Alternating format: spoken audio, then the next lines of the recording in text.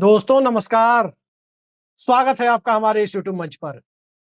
दोस्तों, बिहार के मुख्यमंत्री नीतीश कुमार और उनकी पार्टी जनता दल यूनाइटेड अब घिरती जा रही है।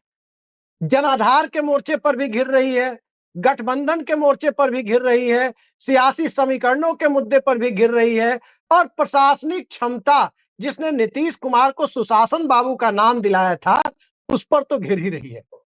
आए दिन कोई ना कोई घटनाएं बिहार में हो रही है, लेकिन इन सब के बीच नीतीश कुमार चारों तरफ से घिरते जा रहे हैं और इस घिरने के बावजूद जनता दल यूनाइटेड के अंदर एक कथित स्लीपर सेल इस रूप में तैयार हो गया है, जिस रूप में नीतीश कुमार उसे देख नहीं पा रहे। क्या दरअसल जनता दल यूनाइटेड के जनाधार में चारों तरफ से सेल लग रही है और जनता दल यूनाइटेड की जो यूएसपी रही है, वो कोई भाजपा या सीपीएम की तरह कैडर आधारित पार्टी नहीं रही है।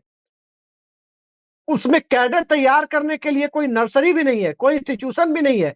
जैसे बीजेपी के पास आरएसएस है, कम्युनिस्ट पार्टी के पास अपना पूरा का पूरा स्ट्रक्चर है। हालांकि उस स्ट्रक्चरल ढांचे के बावजूद समय के साथ नहीं चल पाने के कारण कम्युनिस्ट पार्टियां इस देश के बड़े हिस्से से अप्रासंगिक होती चली गई।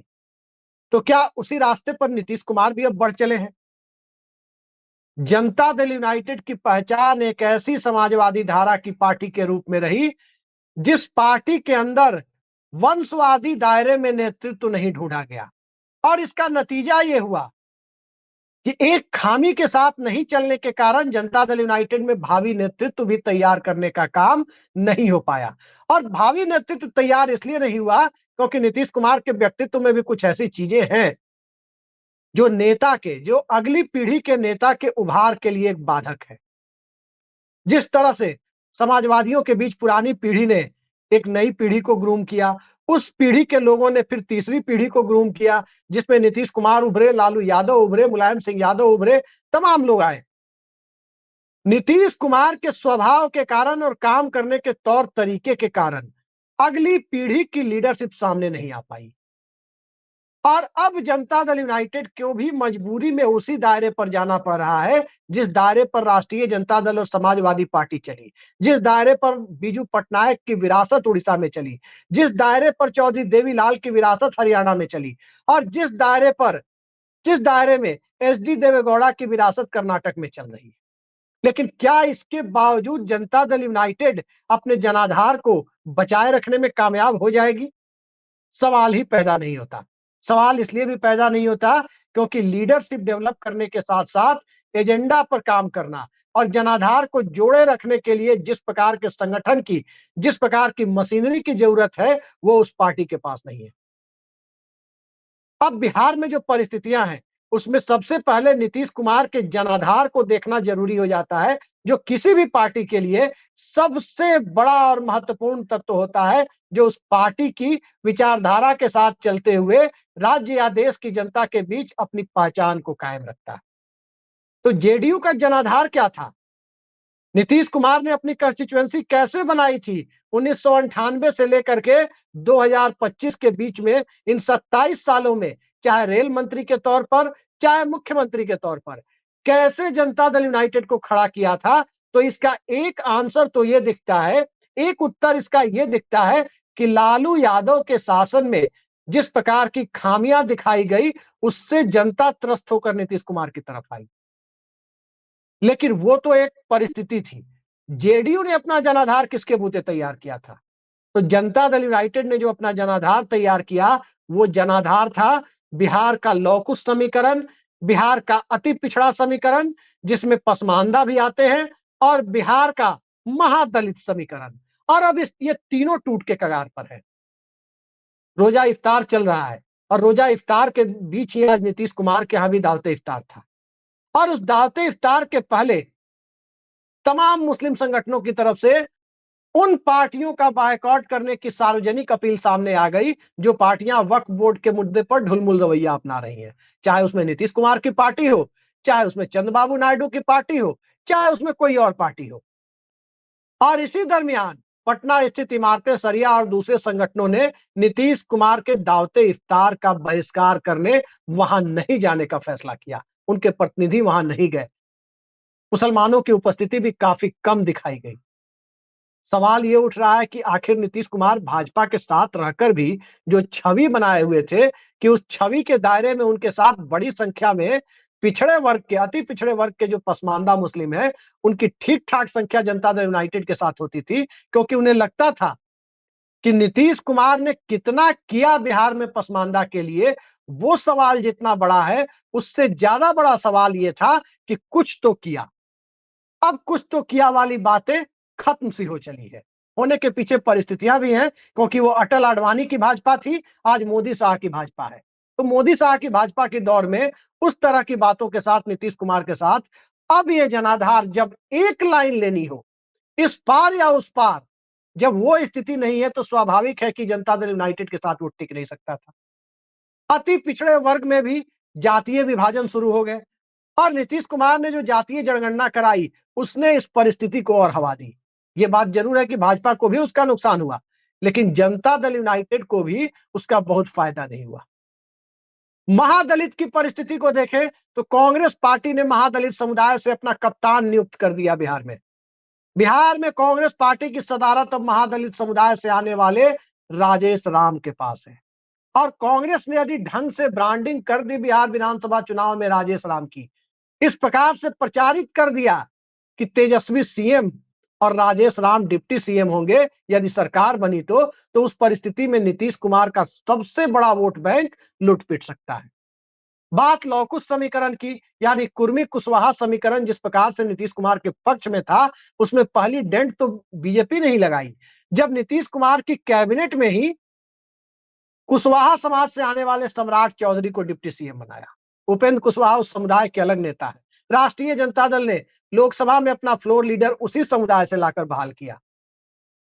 तो इस परिस्थिति में अब नीतीश कुमार के पास बचता क्या है?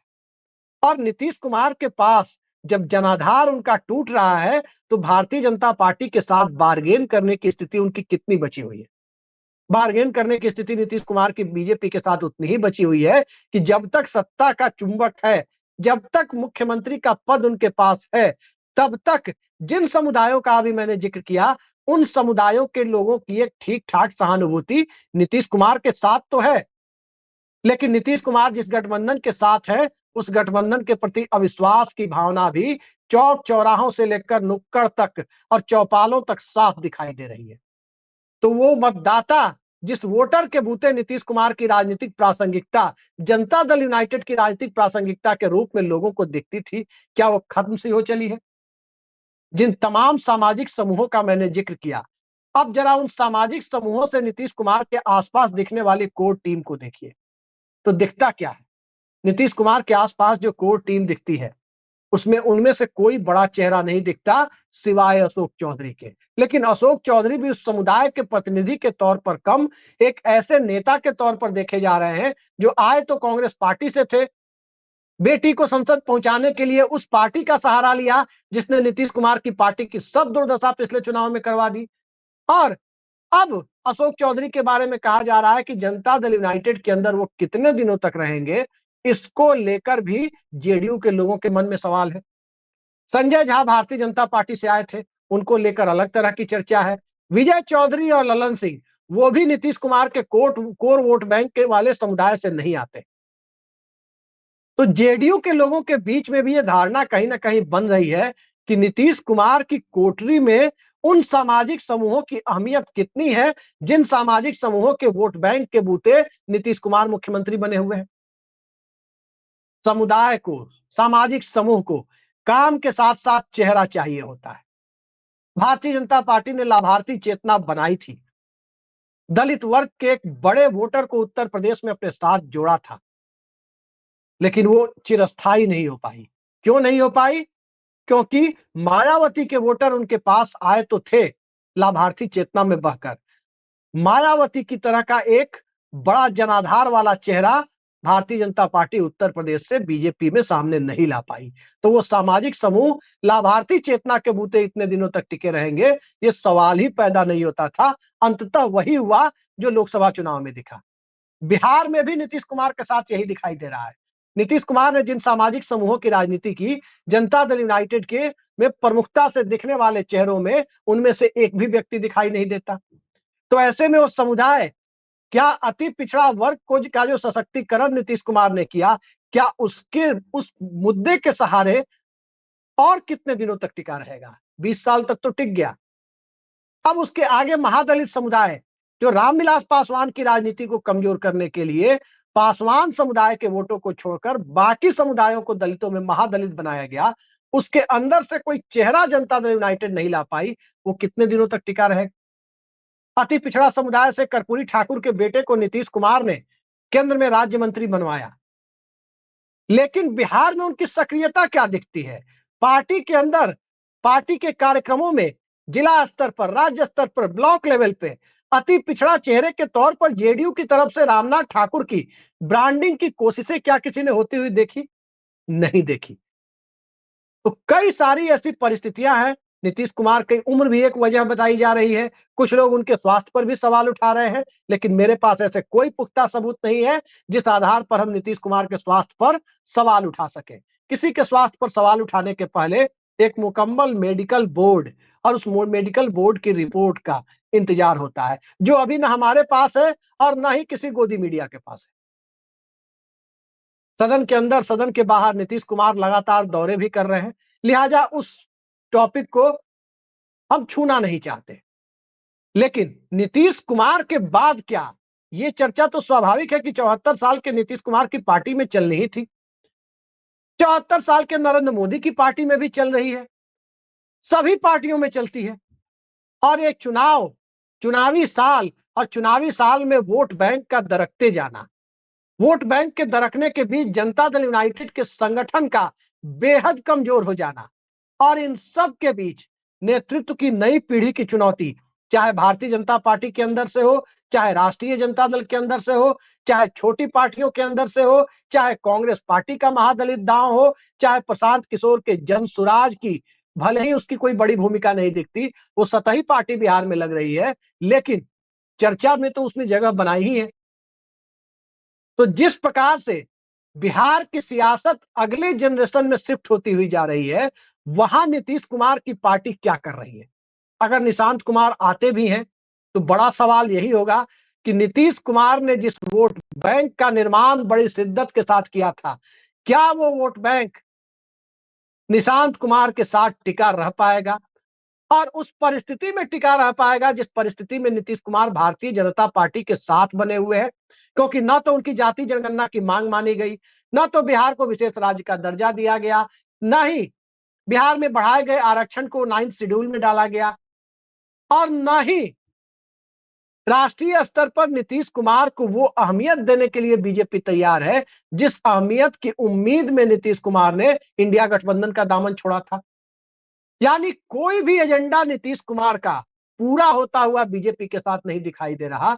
तो नीतीश कुमार क्या बीजेपी के साथ बने रहकर खुद को उसी परिस्थिति में ले जाना चाहते हैं जिस परिस्थिति में चौटाला परिवार की राजनीति यानी आईएनएलडी की राजनीति चली गई हरियाणा में, जिस परिस्थिति में एचडी कुमारस्वामी की राजनीति चली गई, जिस परिस्थिति में किस तरह से एक ब्यूरोक्रेट की कथित भूमिका के कारण बीजू जनता दल की पूरी राजनीति सवालों के घेरे में आ गई और 24 साल बाद सत्ता में फिसल गई। इतने सारे सवालों के बीच जनता दल यूनाइटेड के जनाधार का सवाल जब खड़ा हो जा रहा है, तो वही ये सवाल उठता है कि आखिर बजट सत्र खत्म होने के बाद क्या नीतीश कुमार अपनी पार्टी को यूं ही रसातल में जाने देने की दिशा में कदम बढ़ाते रहेंगे, या बढ़ते हुए देखने को अभिशप्त रहेंगे, या नीतीश कुमार इसके आगे कोई नई परिस्थितियों को आने देंगे? राष्ट्रीय जनता दल की अलग परिस्थिति है, उसके पास एक फिक्स वोट बैंक है और उस फिक्स वोट बैंक के सहारे वो राजनीति कर सकती है। नीतीश कुमार के पास जो वोट बैंक है वो दरअसल फ्लोटिंग वोटों के, जो फ्लोटिंग वोट कहे जाते हैं, जो कहीं भी जा सकते हैं, उसके बहुत बड़े हिस्से को अपने साथ जोड़ करके उन्होंने जो अपना वोट बैंक बनाया, अब वो फिर से फ्लोटिंग वोट बनने की तरफ तब्दील होते हुए दिखाई दे रहे हैं। तो इन सब परिस्थितियों में न मुद्दों के आधार पर भारतीय जनता पार्टी के साथ तालमेल बैठ रहा है, न सियासत और समीकरण के आधार पर बन रहा है, और जनाधार टूटता चला जा रहा है। तो आने वाले वक्त में देखिए नीतीश कुमार की जो राजनीतिक पहचान रही है, उस राजनीतिक पहचान में वो जनाधार को लेकर समझौता करते हुए नहीं दिखे। चाहे अटल आडवाणी के दौर की भाजपा रही हो, चाहे 2015 में लालू यादव की पार्टी के साथ रहा हो। लालू यादव की पार्टी एमवाई तक रहे और नीतीश कुमार की पार्टी लौकुश अति पिछड़ा महादलित की राजनीति करे। इसी आधार वोटों की आपसी समझदारी ने 2015 का वो 3/4 बहुमत वाला रिजल्ट दिया था। लेकिन वो समझदारी क्या बीजेपी के साथ 2020 में थी? 20 में तो चिराग मॉडल था, जिसमें नीतीश कुमार की पार्टी को तीसरे नंबर की पार्टी बनाया गया। 25 में कौन सा मॉडल है? वही मॉडल जो दिन रात गोदी मीडिया प्रचारित कर रहा है कि नीतीश कुमार का स्वास्थ्य ठीक नहीं है, या वो मॉडल जिस मॉडल में कहा जा रहा है कि जनता दल यूनाइटेड को सीटें कम दी जाएंगी और सीटों में स्लीपर सेल के लोगों की कथित संख्या को बढ़ा दिया जाएगा और नीतीश कुमार को मुख्यमंत्री पद का उम्मीदवार घोषित नहीं किया जाएगा। सिर्फ ये कहा जाएगा कि उनके नेतृत्व में चुनाव होगा, लेकिन ये नहीं कहा जाएगा कि अगले 5 साल नीतीश कुमार ही मुख्यमंत्री रहेंगे। तो क्या इसी मॉडल के साथ नीतीश कुमार एनडीए में बने रह पाएंगे? लगता तो नहीं है। लेकिन देखिए, सियासत में मजबूरियों की भी अपनी भूमिका होती है, परिस्थितियों की भी भूमिका होती है और गठबंधन के लिए आदर्श स्थितियों का निर्माण कैसे हो, इसकी भी अपनी भूमिका होती है। तो क्या वो आदर्श स्थिति नीतीश कुमार की बार्गेनिंग पावर को बनाए रखने के लिए आगे भी कम से कम मार्च महीने के अंत से लेकर विधानसभा चुनाव तक ये बनी रहने वाली है? देखते जाइए क्या होता है। बिहार की सियासत में इतना तय है कि एक वैक्यूम क्रिएट होता दिख रहा है कि पोस्ट नीतीश कुमार क्या, और सब जनाधार की छीना झपटी में लगे हैं कि जेडीयू के वोटों का एक बड़ा हिस्सा उसके साथ आकर, उस पार्टी के साथ आकर क्लब हो जाए जो नीतीश कुमार की जगह सत्ता पर काबिज होने की आकांक्षा पाले बैठी है। सभी पार्टियां उसमें है। अब देखते हैं नीतीश कुमार बचाव कैसे करते हैं। आज के लिए इतना ही। नमस्कार।